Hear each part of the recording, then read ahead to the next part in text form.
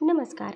जय हिंद, जय भारत। मैं रोश चौहान आपका अपने यूट्यूब चैनल पर बहुत बहुत स्वागत करती हूँ। हम सॉल्व करेंगे हिंदी पेपर 2 है ये, और ये कब का पेपर है? ये जनवरी 2021 का है और इसको हम सॉल्व करेंगे ताकि ये हमारे होने वाले एग्ज़ाम जो 20 अगस्त 2023 में हमारा होने वाला एग्ज़ाम है उसमें हमें ये बहुत बड़ा हेल्प करेगा उसे क्लियर करने में। तो हिंदी जो कि हमारा टोटल 30 मार्क्स का आता है, जिसमें 15 का पेडागोजी और 15 का हमारा कंटेंट रहता है हिंदी से रिलेटेड। तो हम इन दोनों को इसमें सॉल्व करेंगे। कंटेंट प्लस पेडागोजी दोनों बोथ है आपका इसमें मिक्स्ड है। आप इसे देखिए, समझिए और सॉल्व कीजिए और अपने आने वाले एग्जाम के लिए और भी प्रिपरेशन को मजबूत कीजिए। फिर हम गद्यांश को पढ़ते हैं और उनसे रिलेटेड हमें क्वेश्चन को सॉल्व करने होते हैं। तो सबसे पहले हमारी कोशिश यही रहनी चाहिए माय फ्रेंड्स कि हम पहले क्वेश्चन को पढ़ें और क्वेश्चन को समझने की कोशिश करें कि उनसे रिलेटेड पैराग्राफ में हमें कौन कौन से क्लू मिल सकते हैं।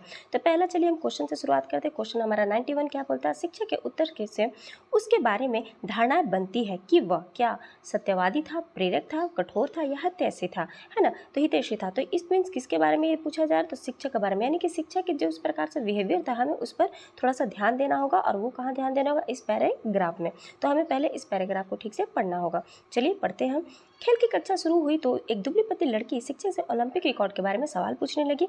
इस पर कक्षा के सभी छात्र उस पर क्या करने लगे? हंसने लगे, है ना। किस पर? उस दुबली पतली लड़की पे जो खेल के बारे में, ओलंपिक के बारे में क्वेश्चंस कर रही थी। उसके बाद क्या होता है? इस पर कक्षा में सभी हंसने लगे। 4 साल की उम्र में उसे पोलियो हो गया था। शिक्षक ने भी व्यंग किया कि तुम खेलों के बारे में जानकर क्या करोगी? तुम तो ठीक से खड़ी भी नहीं हो सकती हो। फिर ओलंपिक से तुम्हारा क्या मतलब? तुम्हें कौन सा खेल में भाग लेना है जो ये सब तुम्हें जानना चाहती हो? तो उदास होकर के वो लड़की क्या हो गई? चुपचाप बैठ गई। सारी क्लास उस पर देर तक हंसती रही, है ना।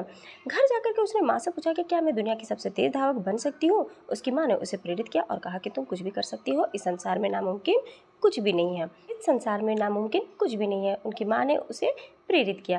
अगले दिन जब वो खेल पीरियड्स में उसे बाकी बच्चों से अलग बिठाया गया तो उसने कुछ सोचकर बैसाखी संभाला और दृढ़ निश्चय से बोली कि सर, याद रखिएगा, अगर लगन सच्ची हो और इरादे बुलंद हो तो सब कुछ संभव है।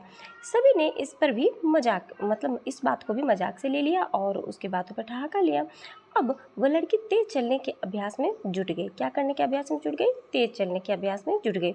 वह कोच की सलाह पर अमल करने लगी और अच्छे और पौष्टिक खुराक लेने लगी। कुछ दिनों में उसने अच्छी तरह से चलना फिर दौड़ना सीख लिया। उसके बाद वह छोटी मोटी दौड़ में हिस्सा लेने लगी। अब कोई लोग उसकी मदद के लिए आगे आने लगे।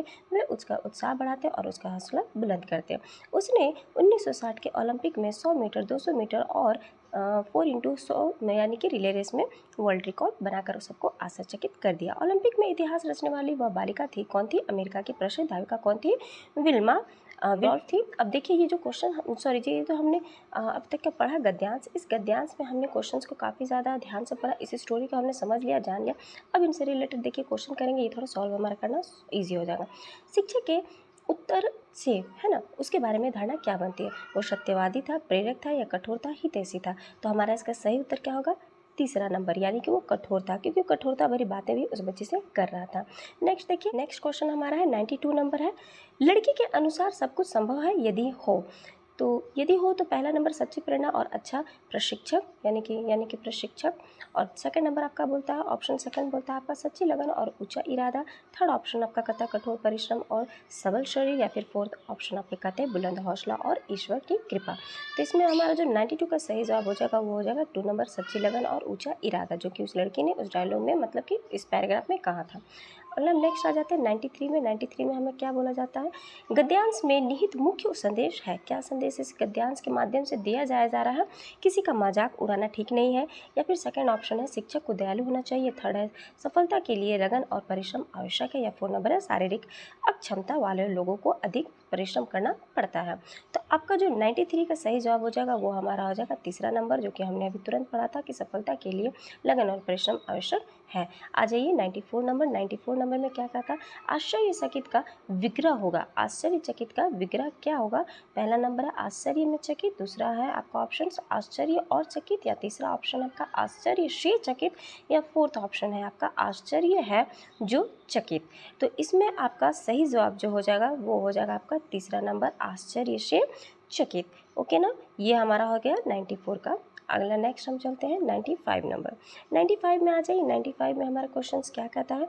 व्यंग जो व्यंग किया का सबसे उपयुक्त अर्थ होगा। जिस प्रकार से उस टीचर ने, शिक्षक ने उस बालिका को व्यंग किया तो उसका अर्थ क्या होगा। पहला ऑप्शन है आपका उपहास किया, दूसरा ऑप्शन है आपका निकाल दिया, तीसरा ऑप्शन है आपका डांट लगाई, या चौथा ऑप्शन है आपका ताना मारा। तो 94 का जो सही जवाब होगा वो है हमारा ऑप्शन नंबर 4, है ना, कि 95 का सही जवाब होगा ऑप्शन नंबर 4, ताना मारा। उस टीचर ने शिक्षकों को ताना मारा था। 90 आ जाइए आगे, हम पढ़ते हैं 96 नंबर। तो 96 में क्या बोलता है, पौष्टिक खुराक में दोनों शब्द है क्रमशः। पहला ऑप्शन है आपका तत्सम तद्भव, दूसरा ऑप्शन है आपका तद्भव तत्सम, तीसरा ऑप्शन है आपका देशज आगत, चौथा ऑप्शन है आपका तत्सम आगत। तो 96 का जो सही जवाब होगा वो हो जाएगा हमारा ऑप्शन नंबर 4। ये 4 नंबर हमारा सही जवाब होगा, तत्सम आगत। अब नेक्स्ट आ जाते हैं हम 97 नंबर, है ना। 97 हमारा क्वेश्चन हमसे क्या कहता है, तुम्हें कौन सा खेलों में भाग लेना है ब्लैंक, भावार्थी की दृष्टि से देखो तो उपयुक्त वाक्य है। यानी कि भावार्थ की दृष्टि से आपको देखकर बताया जा रहा है। तो पहला ऑप्शन है आपका निषेधार्थक वाक्य, सेकेंड ऑप्शन है आपका विस्मयार्थक वाक्य, या थर्ड ऑप्शन है आपका प्रश्नार्थक वाक्य, और चौथा ऑप्शन है आपका विधानार्थक वाक्य। तो जिनमें हमारा 97 का सही जवाब हो जाएगा ऑप्शन नंबर पहला, है ना, कि निषेधार्थक वाक्य।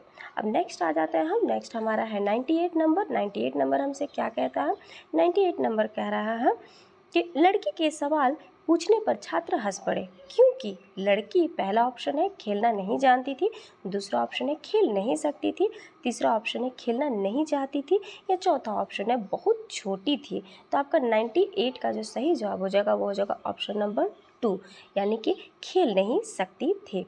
चलिए नेक्स्ट आ जाइए 99 नंबर।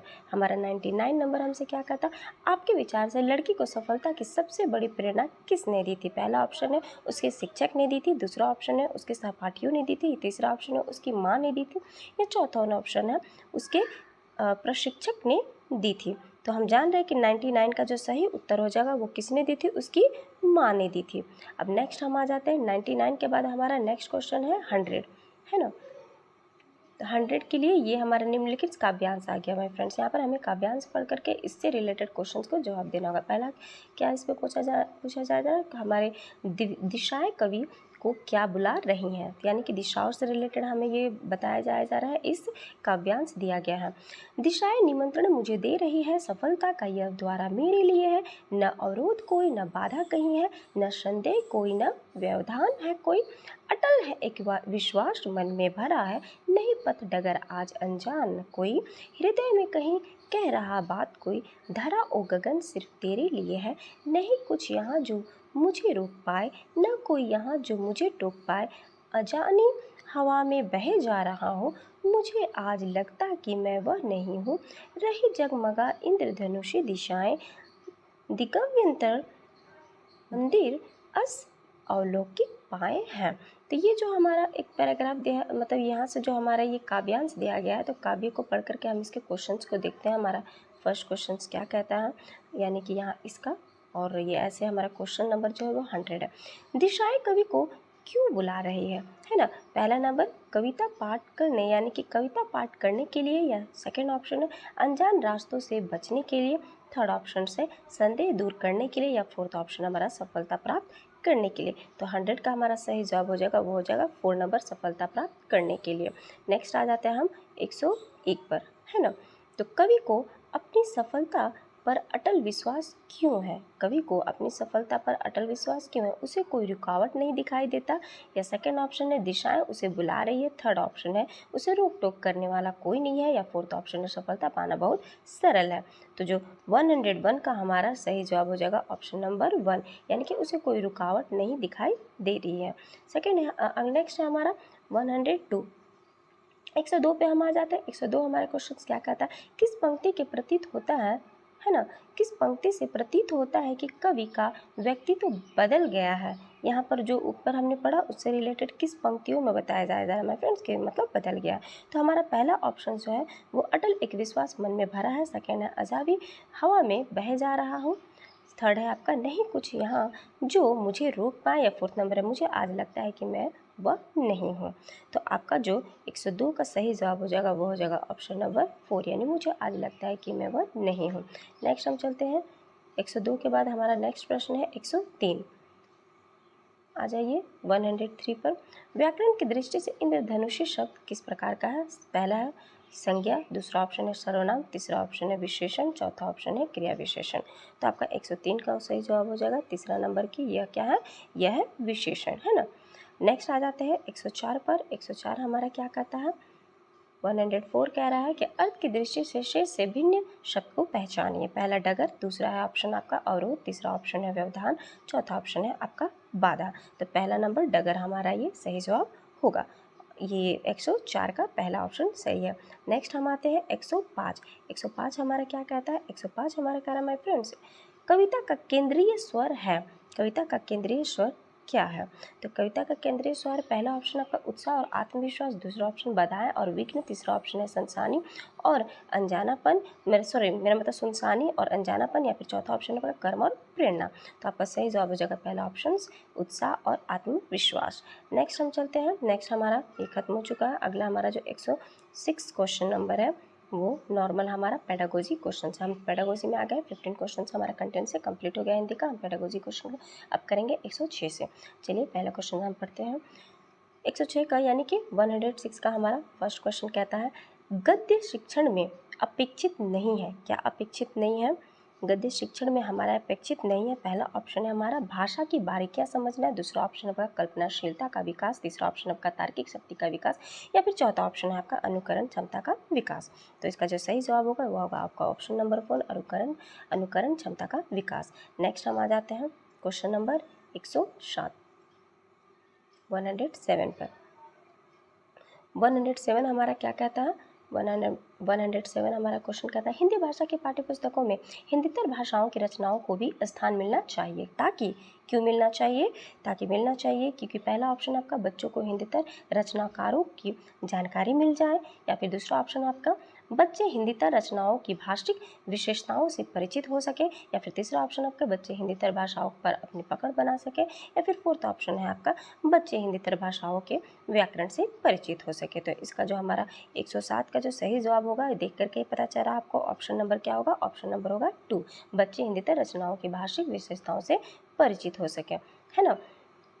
नेक्स्ट आते हैं हम 108 पर। 108 हमारा क्वेश्चन नंबर क्या कहता है? आइए इसे पढ़ते हैं। 108 हमारा कहता है उच्च प्राथमिक स्तर पर हिंदी भाषा शिक्षण का एक महत्वपूर्ण उद्देश्य क्या है, यानी कि है वही पूछ रहा है। पहला ऑप्शन आपका हिंदी भाषा की नियमबद्ध प्रकृति को पहचानना, दूसरा ऑप्शन आपका हिंदी भाषा के व्याकरणकरण को कंठस्थ करना, या फिर तीसरा ऑप्शन में हिंदी भाषा की प्रसिद्ध रचनाओं को जानना, या फिर फोर्थ ऑप्शन आपका हिंदी भाषा की प्रसिद्ध रचनाओं को जानना, है ना। तो इसमें से सबसे पॉजिटिव और सबसे जो सही जो ऑप्शन का सही जवाब होगा आपका वो होगा ऑप्शन नंबर 1, हिंदी भाषा की नियमबद्ध प्रकृति को पहचानना। क्योंकि नियमबद्ध हम जानते हैं हिंदी भाषा है ना, पढ़ना लिखना ये जो करंट में दिया गया है वो उस पर ये बताया जा रहा है, ना कि कंठस्थ याद करना और ना कि इसकी प्रसिद्ध रचनाओं को नॉर्मल सिर्फ जानने से कुछ होगा नहीं, और ना ही इसकी रचनाओं को जानना, यही हिंदी भाषा की प्रसिद्ध रचनाओं को जानने से रिलेटेड कह रहा है। तो नेक्स्ट हम बढ़ते हैं आगे। हमारा नेक्स्ट है 100 यानी कि 109 नंबर। तो 109 क्या कहता है? क्वेश्चन नंबर पढ़ते हैं। भाषण परिचर्चा संवाद और बच्चों की ब्लैंक क्षमता का विकास करने में सहायक है। क्या सहायक है? तो पहला ऑप्शन है आपका लिखित अभिव्यक्ति, सेकेंड ऑप्शन आपका मौखिक अभिव्यक्ति, या थर्ड ऑप्शन आपका कल्पनाशीलता, या फोर्थ ऑप्शन आपका अनुकरण। तो 109 का जो सही जवाब हो जाएगा वो हमारा हो जाएगा ऑप्शन नंबर 2, मौखिक अभिव्यक्ति। क्योंकि जितना भी भाषण परिचर्चा और संवाद बोला ये सभी के सभी मौखिक अभिव्यक्ति से रिलेटेड हैं। नेक्स्ट हम आ जाते हैं 110, है ना। 110 क्वेश्चन हमसे क्या कहता है? आइए इसे पढ़ते हैं। गद्य रचना को पद्य में रूपांतरित करना और पद्य को गद्य में रूपांतरित करना ब्लैंक में मदद करता है। किस चीज़ में मदद करता है वो पूछ रहा है आपसे। पहला ऑप्शन आपका साहित्य के सर्वोत्कृष्ट सृजन, या फिर दूसरा ऑप्शन आपका अभ्यास प्रश्नों को गढ़ने, या फिर थर्ड ऑप्शन आपका भाषाई संरचनाओं पर अधिकार, फोर्थ ऑप्शन आपका भाषा व्याकरण पर अधिकार। तो जो 110 का हमारा सही जवाब हो जाएगा वो हो जाएगा ऑप्शन नंबर 3, यानी भाषाई संरचनाओं पर अधिकार, है ना। ये हमारा सही जवाब होगा। नेक्स्ट हम चलते हैं 111 यानी 111 हमारा क्वेश्चंस पर। 111 हमारा क्वेश्चंस क्या कहता है, 8वीं कक्षा में हिंदी भाषा सीखने सिखाने के लिए आप किस सामग्री को सर्वाधिक महत्व देंगे। पहला ऑप्शन है आपका पाठ्य पुस्तक को, सेकंड ऑप्शन आपका साहित्यिक पुस्तक को, थर्ड ऑप्शन आपका व्याकरण की पुस्तक को, या फोर्थ ऑप्शन आपका पोस्टर को। तो 111 का सही जवाब हो जाएगा दूसरा नंबर हमारा, और ये है साहित्यिक सामग्री को। ये 8वीं कक्षा के बारे में पूछ रहा है ना, उच्च प्राथमिक कक्षा के बारे में पूछ रहा है, इसलिए आप साहित्यिक सामग्री को देंगे। नेक्स्ट है हमारा क्वेश्चन नंबर 112। तो 112 आइए क्वेश्चंस को पढ़ते हैं, क्या कहता है।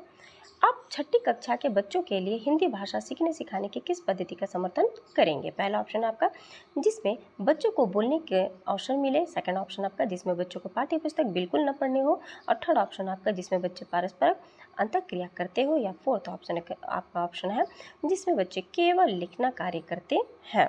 तो 112 का जो सही जवाब हो जाएगा वो हो जाएगा ऑप्शन नंबर 3, जिसमें बच्चे परस्पर अंतःक्रिया करते हैं, क्योंकि अंतःक्रिया के माध्यम से वो और भी अच्छी तरीके से सीखने सिखाने के भाषा के सीखने सिखाने की पद्धति को और भी अच्छे से समझ पाते हैं। नेक्स्ट हम बढ़ते हैं 113 पर, है ना। 113 हमारा क्वेश्चन क्या कहता है, आइए इसे पढ़ते हैं। त्रिभाषा सूत्र के अनुसार स्कूल में पहली भाषा जो पढ़ाई जाए वह ब्लैंक हो या ब्लैंक हो। पहला भाषा है मातृभाषा, ऑप्शन मतलब मातृभाषा और क्षेत्रीय, सेकंड ऑप्शन आपका मातृभाषा हिंदी, थर्ड है आपका हिंदी या अंग्रेजी, या फोर्थ है आपका ऑप्शन अंग्रेजी और विदेशी। ये देख करके पता चल रहा है कि त्रिभाषाई सूत्र के बारे में हमसे क्वेश्चन किया जा रहा है। तो ये जो 113 का त्रिभाषाई सूत्र में सबसे पहला कि हमें तो स्कूल में पढ़ाई जाने पहली भाषा मातृभाषा होना चाहिए, और दूसरा जो होना चाहिए वो कौन सा, या फिर क्षेत्रीय, अपना क्षेत्र और मातृ से, ये हमारा प्राथमिक है। त्रिभाषा सूत्र में भाषा को यही मतलब इंपॉर्टेंस दिया गया है, मातृभाषा और क्षेत्रीय, जो क्षेत्र का अपने क्षेत्र के अकॉर्डिंग जो भाषाएं बोली जा रही है उसे हमें पहला मतलब प्राथमिकता देना चाहिए। 114 आ जाइए क्वेश्चन नंबर 114। इसमें क्या कह रहा है, व्याकरण पढ़ाने की आगमन विधि ब्लैंक पर सर्वाधिक बल देता है। किस पर बल देता है, पहला नंबर नियमों पर, दूसरा नंबर परिभाषा पर, तीसरा नंबर उदाहरणों पर, या चौथा नंबर आपका मानकता पर। तो आपका जो सही जवाब हो जाएगा 114 का हो जाएगा तीसरा नंबर, है ना, उदाहरणों पर। नेक्स्ट आ जाते हैं 115 पर। 115 क्वेश्चन नंबर क्या कहता है आपसे, भाषा के संदर्भ में संचार माध्यमों का प्रयोग न केवल सामाजिक संवेदनाएं विकसित करता है बल्कि ब्लैंक को समझने में मदद करता है। पहला ऑप्शन आपका क्या कहता है, पहला आपका ऑप्शन कहता है विभिन्न माध्यमों की जानकारी, या फिर दूसरा ऑप्शन आपका कहता है विभिन्न माध्यमों में प्रयुक्त भाषा, या तीसरा ऑप्शन आपका कहता है विभिन्न माध्यमों के उपयोग, चौथा ऑप्शन आपका कहता है विभिन्न माध्यमों की आर्थिक स्थिति। तो आपका इसका जो 115 का जो सही जवाब हो जाएगा वो हो जाएगा आपका ऑप्शन नंबर 2, है ना, विभिन्न माध्यमों में प्रयुक्त भाषा।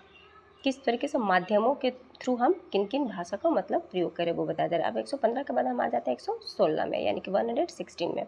116 हमारा यहाँ पर है।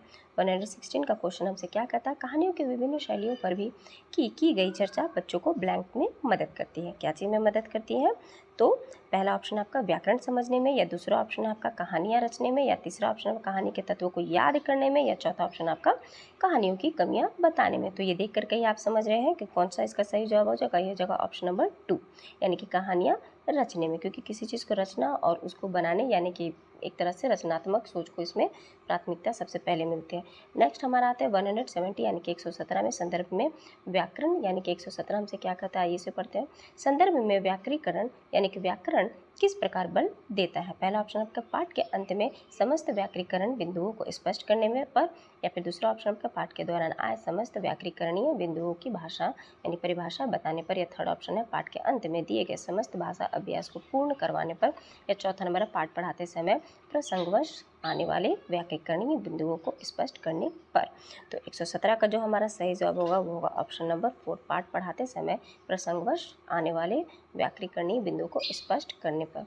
नेक्स्ट आ जाते हैं 117 के बाद हमारा आ जाता है 118 यानी 118 नंबर क्वेश्चन। 118 क्वेश्चन हमसे क्या कहता है, प्रत्येक भाषा शिक्षक को इस बात की जानकारी जरूर होनी चाहिए कि उसकी कक्षा के बच्चों की ब्लैंक पृष्ठभूमि क्या है। पहला ऑप्शन है आपका आर्थिक व सामाजिक, दूसरा ऑप्शन है आपका सामाजिक व व्यवसायिक, थर्ड ऑप्शन है आपका भाषिक व सांस्कृतिक, एंड फोर्थ ऑप्शन है आपका सांस्कृतिक व आर्थिक। तो 118 का जो हमारा सही जवाब हो जाएगा वो हो जाएगा ऑप्शन नंबर 3, भाषिक व सांस्कृतिक। चलिए नेक्स्ट चलते हैं हम 119 पर, यानी 119 क्वेश्चन हमसे क्या कहता, 7वीं कक्षा में पढ़ने वाले ऋषभ ने बच्चों को जल संरक्षण पर आधारित सरकार द्वारा जारी पोस्ट दिखाया और चर्चा की। ऋषभ द्वारा प्रयुक्त सामग्री है, पहला ऑप्शन है अनुपयोगी, दूसरा ऑप्शन है मनोरंजक, तीसरा ऑप्शन है कृत्रिम और चौथा ऑप्शन है प्रमाणिक। तो इनमें से जो सही जवाब होगा हमारा वो हो जाएगा ऑप्शन नंबर 4 यानी प्रमाणिक, है ना। 119 का सही जवाब हमारा क्या हो जाएगा 4 नंबर, ऑप्शन नंबर 4। नेक्स्ट आ जाते हैं हम 120 यानी कि 120 नंबर पे। 120 हमारा कहता है कविता शिक्षण के समय शिक्षक द्वारा ऐसे प्रश्नोत्तर पर बल देना चाहिए। कौन से प्रश्नोत्तर पर बल देना चाहिए? पहला ऑप्शन है जिनके उत्तर सरल हो, या दूसरा ऑप्शन क्या कहता है? दूसरा ऑप्शन कहता है जिनके उत्तर विभिन्न हो, या तीसरा ऑप्शन कहता है जिनका एक ही उत्तर हो, या चौथा कहता है जिनका उत्तर पुस्तिका में दिया गया है। तो 120 का हमारा सही जवाब हो जाएगा ऑप्शन नंबर 2, जिनके उत्तर विभिन्न हो, है ना।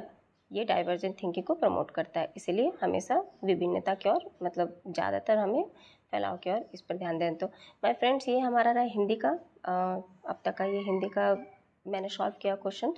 ये हमारा जनवरी 2021 का। आई होप ये आपके लिए बहुत बड़ा हेल्पफुल रहेगा। Thank you watching my videos. Thank you so much.